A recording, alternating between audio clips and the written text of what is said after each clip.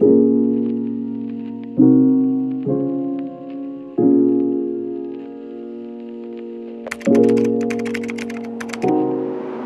guys, welcome back to my channel. I'm super excited because today we are heading to the bookstore. I need to pick up some new reads for the month of March. A few weeks ago, I filmed my very first bookstore vlog and I asked you guys if you wanted me to make this a series on my channel. So many of you guys were like, yes, please make more bookstore vlogs. I'm super excited that you guys enjoy this type of content because this is something that I enjoy doing. I personally love going to Barnes & Noble or to any bookstore during my free time. So I'm really excited to make this a series on my channel. But yeah, today we are heading over to Barnes & Noble's. It is Friday. It is currently 10:32 in the morning. Barnes & Noble just opened up. I like going there bright and early because I find that not many people are there yet. I mean, there's still a bit of a crowd, but it's not super busy. I like to avoid people, if you haven't noticed. I really don't have anything specific that I'm looking for. I do want to try one of the Colleen Hoover books because I've seen her books all over TikTok, all over Instagram, all over YouTube, and I've heard so many great things. So if I find one of her books, I'm definitely going to pick it up. But other than that, I really don't have anything specific that I'm looking for, and I'm just going to go with the flow. So let's head over to Barnes & Noble and then I'll show you guys a little book haul afterwards.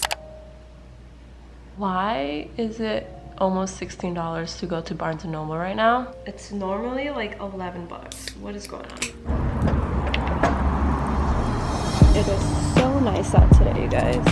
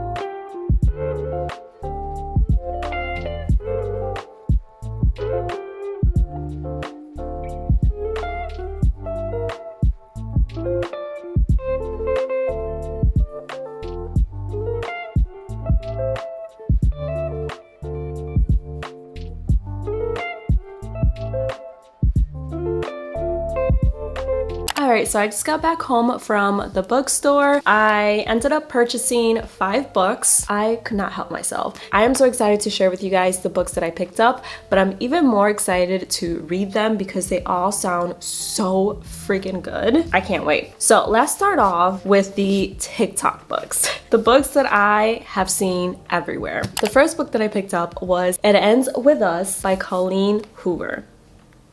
I'm sure that so many of you guys have already read this book because it's literally everywhere. It sounds so good. From the cover, I thought it was going to be like a murder mystery. I don't know. Although I've seen this book all over social media and I have been told to read this book so many times, I haven't spoiled the plot. I tried to stay away from any spoilers because I knew I wanted to read this book eventually. So I'm really excited. Don't know what to expect. I feel like sometimes when people hype up things, I'm the one person in the back who's like, I don't like it or I didn't like that, but I'm going to start reading this book with zero expectations and just go from there. I'm really excited to read this book though. I'm going to read the back in case you're not familiar with the book. Lily hasn't always had it easy, but that's never stopped her from working hard for the life she wants. She's come a long way from the small town in Maine where she grew up. She graduated from college, moved to Boston, hi Boston, and started her own business. So when she feels a spark with a gorgeous neurosurgeon named Ryle Kincaid, everything in Lily's life suddenly seems almost too good to be true. Ryle is assertive, stubborn, maybe even a little arrogant. He's also sensitive, brilliant, and has a total soft spot for Lily, but Ryle's complete aversion to relationships is disturbing. As questions about her new relationship overwhelm her, so do thoughts of Atlas Corrigan, her first love and a link to the past she left behind.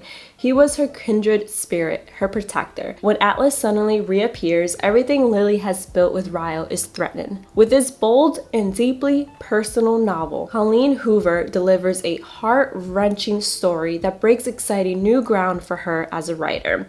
It Ends With Us is an unforgettable tale of love that comes at the ultimate price. How could you not be excited to read this book after all of that? I saw a ton of other books from this author, one in particular that I really want to pick up, but I decided to just go with the most popular one for now. And if I enjoy her writing and if I enjoy reading this, then I'll definitely pick up more books from this author. If you have read this book, let me know in the comments below. Please, no spoilers, but let me know in the comments below if you enjoyed it, if you didn't like it, just your thoughts on this book since it is so popular. Another popular book is A Good Girl's Guide to Murder. I almost picked this up during my last bookstore vlog, but I don't know why, I just put it back. But some of you guys advised that I needed to read this, so I went in there today, saw this, and picked it up. Another very popular TikTok book. It goes, pretty and popular high school senior Andy Bell was murdered by her boyfriend, who then killed himself. It was all anyone could talk about. After 5 years later, Pip sees the tragedy still haunt her town. Now a senior herself, Pip decides to re-examine the closed case for her final project. At first, just to cast doubt on the original investigation, but soon she discovers a trail of dark secrets that might actually prove Sal innocent. And the line between past and present begins to blur. Someone in Fairview doesn't want Pip digging around for answers, and now her life might be in danger. That sounds amazing. I am so excited to read this. Apparently it's a #1 New York Times bestseller. I think this one is too. I don't know, but this one's a New York Times bestseller. Again, I've heard so many great things about this book, so